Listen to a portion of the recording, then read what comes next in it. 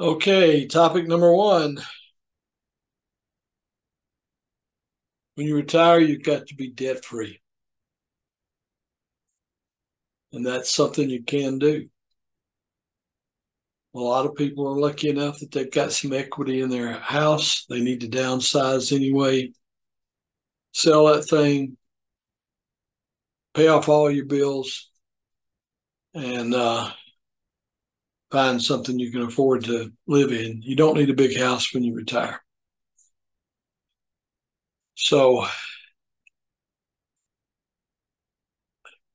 debt at retirement is a boat anchor. The other thing that's related to this is for couples who retire, you need to look at the kind of income you're going to be left with if when one of you pass away. Men tend to die sooner than women, and a lot of times the men made more money, so they have more Social Security, more everything. So even though with Social Security you can get the bigger of the two Social Security benefits, you still don't have as much as you did with two people. And yet you'll find your cost of living to be equal to or greater, actually. And I've known people who've lost a spouse, and it kills them financially. It just kills them because they didn't have enough money put away or they had debts. If you're debt free, you can survive even with a smaller income. You may have to cut back on a few things, and it may not be the retirement you dreamt of, but you could survive it. But you got to be debt free. There's a fellow in the park here who is fond of saying, "Don't bring your northern debts to Florida with you when you retire." That's very true. I was able to retire at 58 because I had made a good living as a computer programmer, and I had a good deal of money at that time put up and was debt free except for my home mortgage. I had a lot of equity in the house. So, but then the wife developed Alzheimer's, and so in that situation, there's no such thing as having enough money. So that a lot of what I'd put aside disappeared, taking care of her, which I was glad to do. But if I hadn't had as much money put aside as I had, I would really be hurting now. So, but plan. What are you going to do if a spouse passes away? What's that going to leave you with in terms of income? And you can't afford to have any debt or create any debt, even in retirement. That's the reason for having a nest egg that you don't touch except for major expenses like replacing an air conditioner, or replacing a roof, or something of that nature. You don't have to borrow for those things. The interest rates, particularly being what they are now, it'll eat you up. So, I mean, at 6% interest in 5 years, that amounts to what, about half of whatever it is you borrowed. And if, God forbid, you put it on a credit card, in 4 years, you paid more in interest than what you borrowed. So, the difference between this topic and topic two, which was all bad news, this one you can prepare for. and you need to be serious about it. And I don't care how attached you are to your home that you own,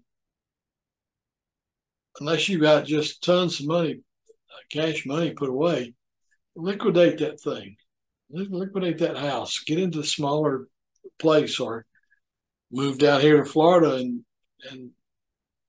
live pretty well on a small amount of money. One of the things I like to do is go on cruises.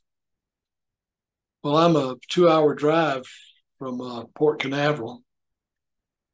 So the cruise lines I frequent will send me emails just a day or two before selling date if they need more people to fill up the ship.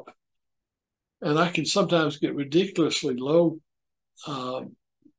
prices on cruises because I'm in a position to be able to, without much notice, pick it up, heading down to Canaveral and get on that ship and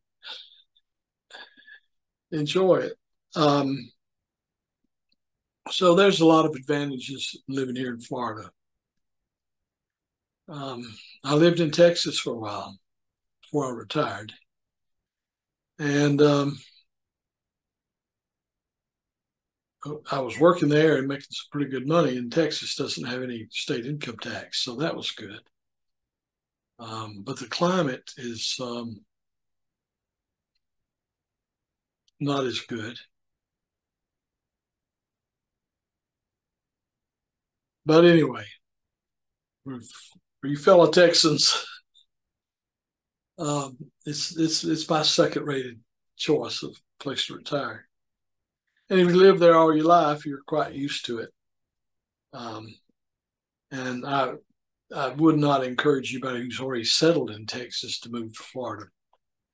I'm not sure the additional advantages you have in Florida would warrant you moving to Texas, particularly if you have family there. So here again, this is going to be a relatively short but intense topic, because you just can't retire with debt. You just can't. You just can't. And you can't go into debt after you retire. You just can't. But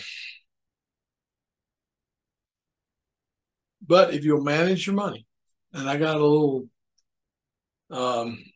video I did on the 3 questions you ask yourself before you spend money as a way of managing money.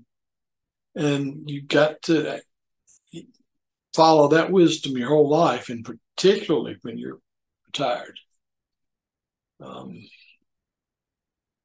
Some people, particularly if they've lost a spouse, can sometimes spend money trying to do what, I don't know, but to cover that loss of the spouse and that loneliness there, they'll sometimes spend money that really can't afford to spend. The interesting thing is, down here in Florida, over in Tampa, for example, we have the Hard Rock Casino over there. I go occasionally, but it's gotten to be too expensive. But I see so many seniors over there, and I'm just wondering how many of them ought not be there. But it's their choice. It's free country, almost. All right, I'm not going to labor this point anymore. This wraps up my 10 topics. If I can think of some other things that might be useful, I'll add that to this playlist, but this pretty well covers it. I hope you got something out of this. I've got other playlists, of course, on welding and what it was like growing up in the 1950s. Things that you might find interesting. But if you do, please subscribe, and if you like a particular video, hit like. And I try my best to answer questions that you post in the comments section.